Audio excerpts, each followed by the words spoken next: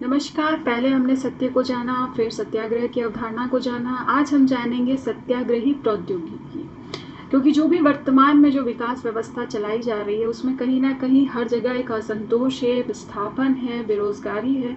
तो ये जानना महत्वपूर्ण हो जाता है कि जो वर्तमान विकास की प्रक्रिया है वो संवेदनशील अर्थशास्त्रियों को किस तरह से परेशान करती है और वो किस तरीके की चिंताएं उनकी हैं जो कि उजागर होती है।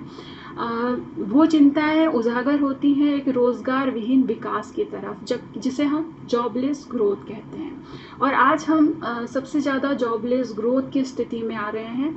अर्थात आप जो विकास कर रहे हैं विकास का जो तात्पर्य होता है वो उत्पादन में वृद्धि तो है ही, पर उसके साथ रोजगार के अवसरों की उपलब्धता जो है वो भी लगातार कम होती जा रही है। दरअसल हमारे संवेदनशील अर्थशास्त्री रोजगार विहीन उत्पादन वृद्धि की जिस समस्या से चिंतित दिखाई दे रहे हैं, आज हर जगह जो अर्थशास्त्री वो चिंतित हैं कि ये जो जॉबलेस ग्रोथ बढ़ रही है और आप देख रहे हैं कि उत्पादन में वृद्धि की भी समस्या है जो वर्तमान विकास को प्रभावित कर रही है।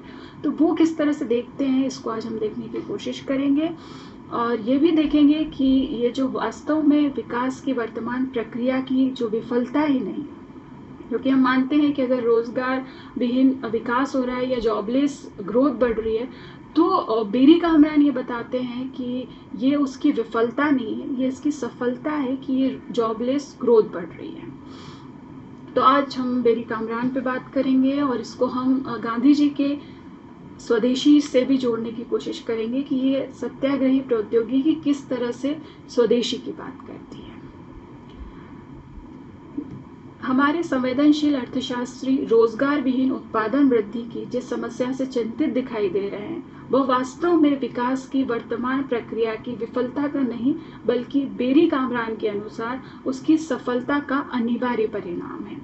उत्पादन में वृद्धि विकास का लक्षण है और इस वृद्धि की दर को निरंतर बढ़ाते जाते रहने के लिए एक नित नए प्रौद्योगिकी परिवर्तन की जरूरत पड़ती है। इसे अर्थशास्त्र की भाषा में रेट ऑफ डेवलपमेंट HRD कहते हैं, अर्थात विकास की उच्च दर कहा जाता है। और इसे हासिल करने के लिए प्रौद्योगिकीय रूपांतरण मतलब टेक्नोलॉजिकल ट्रांसफॉर्मेशन अनिवार्य है। इस प्रौद्योगिकी रूपांतरण का तात्पर्य है ऐसी प्रौद्योगिकी को अपनाना जिसमें कम से कम मानवीय श्रम और सामाजिक समय के निवेश के माध्यम से अधिक उत्पादन किया जाए। स्पष्ट है कि HRD की जरूरत की वजह से अपनाई गई प्रौद्योगिकी हमारी GDP अर्थात कुल उत्पादन में तो वृद्धि करती ही है, पर साथ ही रोजगार की संभावनाओं को भी कम करती चली जाती है। कह सकते हैं कि हम एक प्रकार के प्रौद्योगिकी नीतिवाद के शिकार हो रहे हैं, क्योंकि विकास के प्रयोजन से जिस प्रौद्योगिकी को हम प्रसन्नतापूर्वक अपना रहे हैं उसी का एक अनिवार्य परिणाम जो है वो रोजगार के अवसरों में होती जा रही निरंतर कमी को देखते हैं। इसी को अर्थशास्त्री जॉबलेस ग्रोथ कहते हैं। लेकिन यह समस्या सिर्फ रोजगार तक सीमित नहीं है। रोजगार कम होते जाने का वास्तविक तात्पर्य जनसंख्या के एक बड़े हिस्से का क्रय शक्ति से वंचित हो जाना है, और क्रय शक्ति के कम होते चले जाने का मतलब है उत्पादन वृद्धि का व्यर्थ या एकांगी हो जाना। इसको हम साधारण शब्दों में समझने की कोशिश करें तो ये है कि जब व्यक्ति के पास रोजगार नहीं होता है तो उसमें क्रय करने की क्षमताएं कम हो जाती हैं, और जब क्रय करने की क्षमता कम हो जाती है तो उत्पादित जो सामान है उसको खरीदेगा कौन व्यक्ति।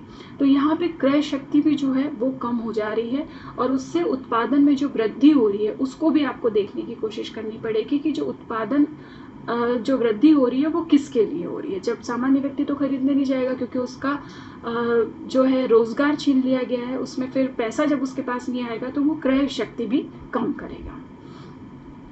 रोजगार न होने के कारण सामान्य जो व्यक्ति है वो समाज बाजार का बहुत ही कम हिस्सा रह जाएगा, और ऐसी हालत में केवल उसी क्षेत्र में उत्पादन वृद्धि होगी जिसके लिए बाजार उपलब्ध होगा। अर्थात उत्पादन केवल उस अल्पसंख्यक संपन्न वर्ग की आवश्यकताओं पर केंद्रित होगा जिसके पास क्रय शक्ति बची रहेगी।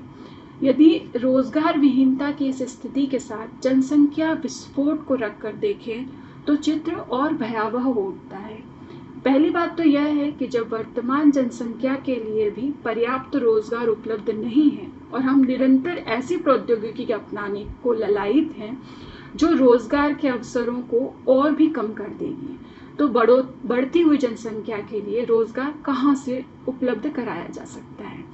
यदि इस बढ़ती हुई जनसंख्या को रोजगार उपलब्ध नहीं होगा तो सुखी जीवन की बात तो दूर है, वह अपने रोटी, कपड़ा और मकान की बुनियादी ज़रूरतें होती हैं वो भी कैसे पूरा कर सकेगी।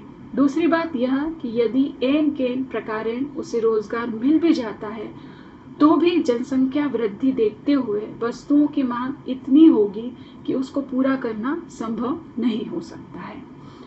अर्थशास्त्रियों का मानना है कि हमें मांग को कम करने पर विचार करना होगा, उसके बिना संभव नहीं है। दरअसल जनसंख्या नियंत्रण पर जो जबरदस्त आग्रह किया जाता है उसका भी मूल कारण यही है कि इससे मांग जो है वो कम रहेगी। क्या ऐसा नहीं लगता कि विकास की वर्तमान प्रक्रिया ने हमारे अर्थशास्त्रियों को अजीब सी स्थिति में डाल दिया है।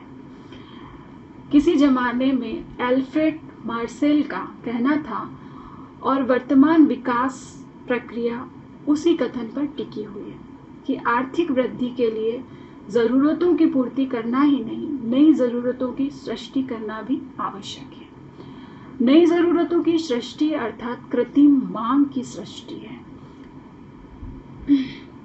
जिसके बिना आर्थिक वृद्धि की सारी प्रक्रिया ढह सकती है। मार्सेल के ही शब्दों में कहें तो यद्यपि अपने विकास के प्रारंभिक चरण में मनुष्य की जरूरतें ही उसे क्रियाशील करती हैं, लेकिन अनंतर हर नया कदम जरूरतों के लिए नई क्रियाशीलता के बजाय ऐसी क्रियाशीलता के रूप में आता है जो नई जरूरतों को पैदा करता है। कैसी विडंबना है कि जो विकास जरूरतों को बढ़ाने पर आश्रित था उसी के फलस्वरूप अब जरूरतों अर्थात मांग पर नियंत्रण की बात कर रहा है। एक तरफ हम कह रहे थे कि आवश्यकताओं को बढ़ाया जाए तो मांग बढ़ेगी, अब यहाँ दिक्कत है कि आप आवश्यकताओं के साथ साथ अभी आपके पास आवश्यकताएं बहुत हैं लेकिन मांग के अकॉर्डिंग आवश्यकताओं को बढ़ाया जाना जरूरी हो रहा है।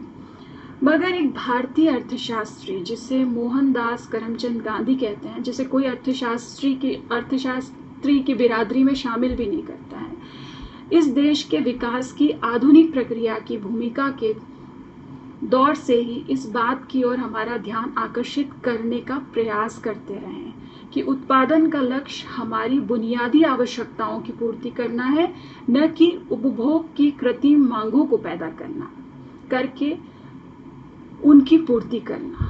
यदि एक बार इस बात को भूल भी जाएं कि उपभोग की कृत्रिम मांगों के जाल में फंसना एक व्यक्ति या समाज के लिए नैतिक स्तर पर कितना पतनकारी हो सकता है, तो भी केवल भौतिकतावादी दृष्टि अर्थात अर्थव्यवस्था और शारीरिक मानसिक स्वास्थ्य की दृष्टि से भी महात्मा गांधी के प्रस्ताव की प्रासंगिकता को कम करके नहीं आंका जा सकता। यह भी स्मरणीय है कि अपरिग्रह या त्यागपूर्ण भोग केवल नैतिक या आध्यात्मिकता बन जाते हैं, क्योंकि परिग्रह या कृत्रिम मांग की लालसा ही मांगों को अनियंत्रित करती है।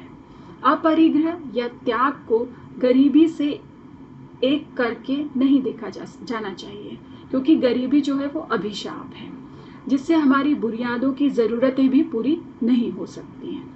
जबकि अपरिग्रह का अर्थ है कृत्रिम उपभोग की लालसा से मुक्ति।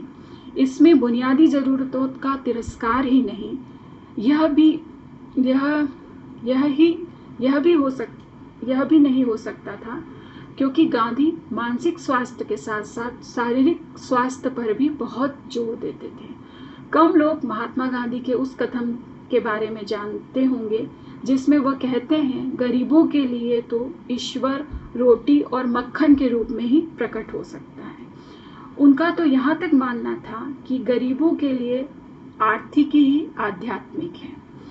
इसलिए महात्मा गांधी भी उत्पादन को बढ़ाने पर तो जोर देते हैं, लेकिन कृत्रिम मांगों के बजाय बुनियादी जरूरतों के लिए। इस उत्पादन की वृद्धि प्रक्रिया या प्रौद्योगिकी में वही वैरण्य हो सकती है जो रोजगार के पर्याप्त अवसर उपलब्ध करा सके। हमारे आधुनिक अर्थशास्त्रियों का मानना है कि आधुनिक प्रौद्योगिकी को अपनाए बिना उत्पादन में वृद्धि नहीं हो सकती है।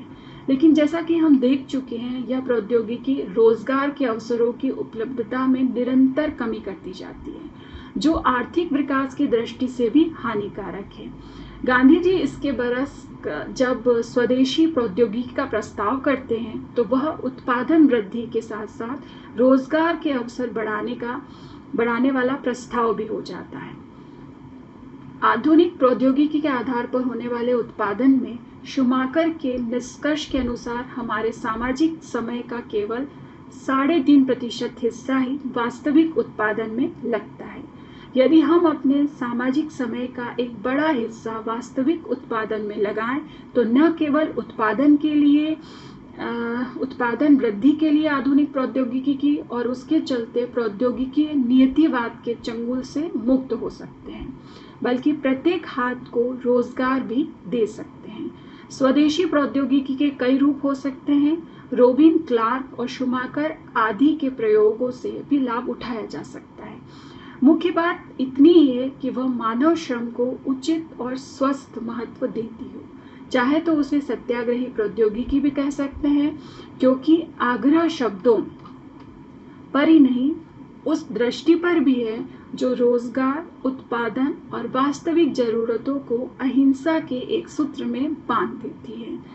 इसमें से किसी भी एक की उपेक्षा से हो रहा विकास मनुष्य के लिए नहीं होगा, चाहे वह केवल उपभोक्ता मनुष्य ही क्यों न बन जाए, बल्कि तब मनुष्य के अस्तित्व का प्रयोजन आर्थिक विकास के लिए होगा। और तय है कि यदि कोई मनुष्य या मानव समूह इस आर्थिक विकास के लिए अनुपयोगी या बोझ हो, तो उसका अस्तित्व ही अप्रासंगिक या व्यर्थ हो जाएगा। ऐसे में इस बात से कोई विशेष अंतर नहीं पड़ता कि ऐसे मनुष्यों को यह विकास प्रक्रिया चाहे अनचाहे बाहर निकाल के फेंक देती है, या वे स्वयं ही फिट जाते हैं। इसलिए मुख्य सवाल उस प्रौद्योगिकी को चुनने का है जिसे हम विकास का आधार बनाते हैं। हमें याद रखना होगा कि बाजार की तरह प्रौद्योगिकी बहुत अच्छी नौकर हो सकती है, पर बहुत ही बुरी मालिक। धन्यवाद। आभार। अहिंसा विश्वकोश इकाई लेखक श्री प्रोफेसर नंदकिशोर आचार्य। धन्यवाद।